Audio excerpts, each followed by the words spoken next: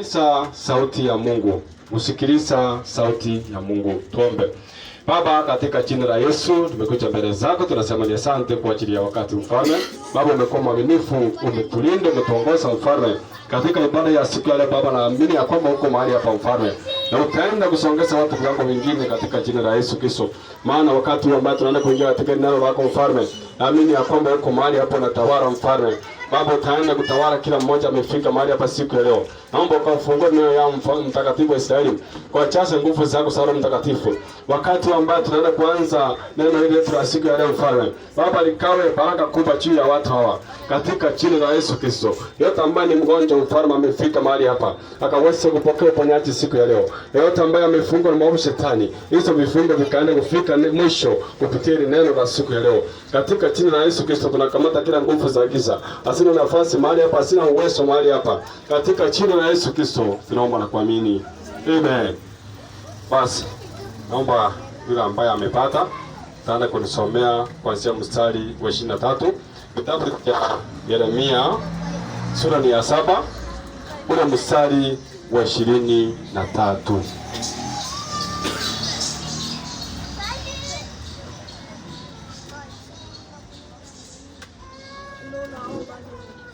Kwa uwezo wa Bwana nitasoma.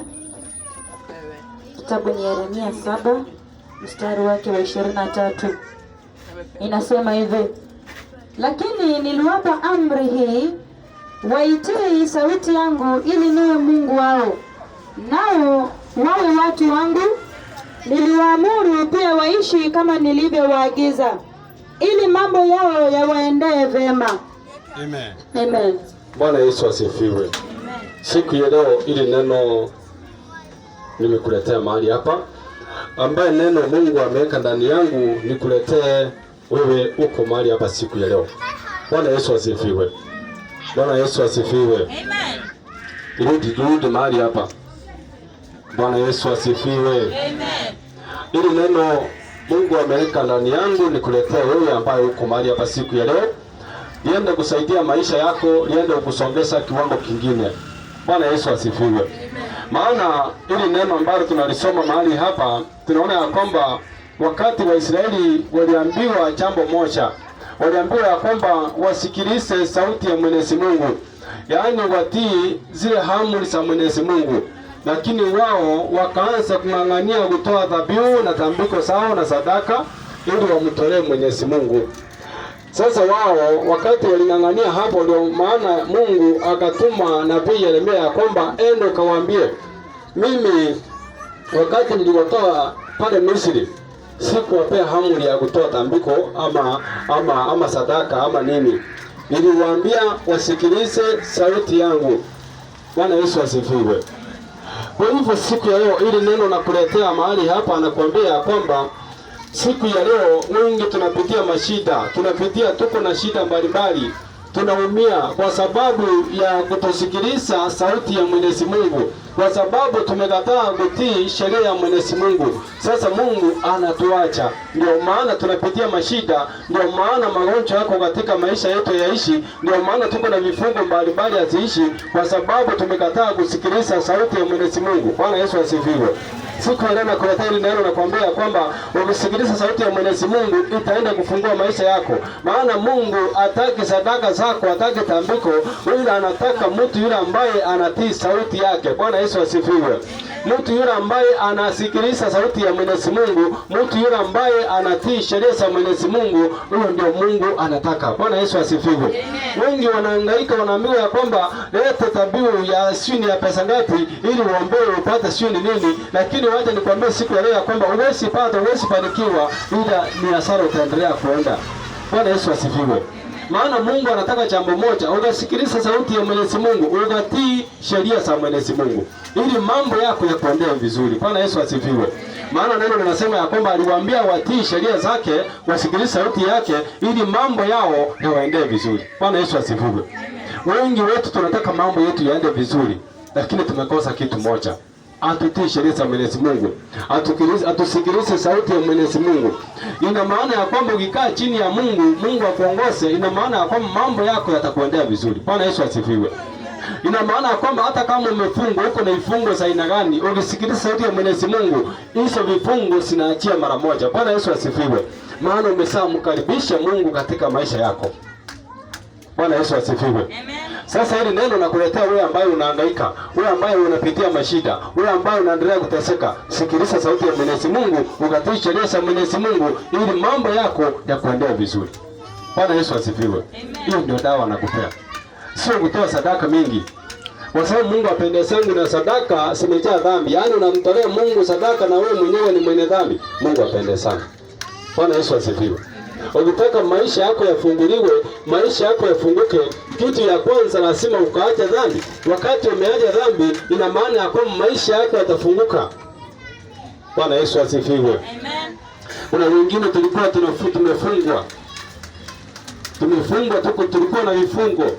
Lakini wakati ule ambaye tulisikia sauti ya Mwenyezi Mungu tukaingia kwa Mungu, sio vifungo ziliachia. Bwana Yesu asifiwe. Siku ya leo ukienda kusikiliza sauti ya Mwenyezi Mungu, hata kama ni kazi yako ilikuwa imefungwa, hata kama ni amani ulikuwa umekosa, hata kama ni nini ulikuwa umekosa, na kuambia kwamba siku ya leo hiyo milango itaenda kufunguka. Bwana Yesu asifiwe. Maana Yesu ataenda kushuka katika maisha yako. Niliwaambia kwamba shetani huyu ambaye anakutesa, yeye hana nguvu. Wewe tafuta nguvu ama chukua zile ambazo tumepewa na Mungu, uende ukapigane vita na mwovu shetani. Maana shetani ana nguvu katika maisha yetu. Ana nguvu katika maisha ya mtu yule ambaye ameokoka, mtu yule ambaye anamtegemea Mungu, mtu yule ambaye ako chini ya Mungu, anasikia sauti ya Mungu. Shetani hana uwezo, hana mamlaka juu ya maisha yake. Bwana Yesu asifiwe. Hiyo ndio njia ya kufungua maisha yako mwenyewe. Bwana Yesu asifiwe. Amen. Acha wengine mnaogopa shetani, wanaona ni mkubwa. Sio mkubwa. Bwana Yesu asifiwe. Maana wakati Yesu anatuma wale mitume 72, alienda akawapea uwezo wa kuombea wagonjwa, wa kutoa pepo, wa kufanya kazi, kila kazi ambayo aliwatuma mahali pale. Lakini tunaona ya kwamba wakati wale mitume walirudi wakiwa na furaha, wakisema ya kwamba tulikuwa tunataja jina lako, mapepo yalikuwa yanatutii. Na Yesu mwenyewe akasema ya kwamba hata mimi nimemwona shetani akiporomoka kutoka mbinguni. Bwana Yesu asifiwe.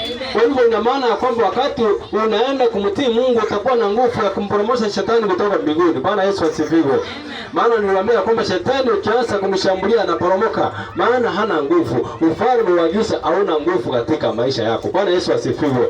Maana nguvu za giza zinakuwa chini ya miguu yetu, maana sisi ni washindi kwa jina la Yesu. Bwana Yesu asifiwe.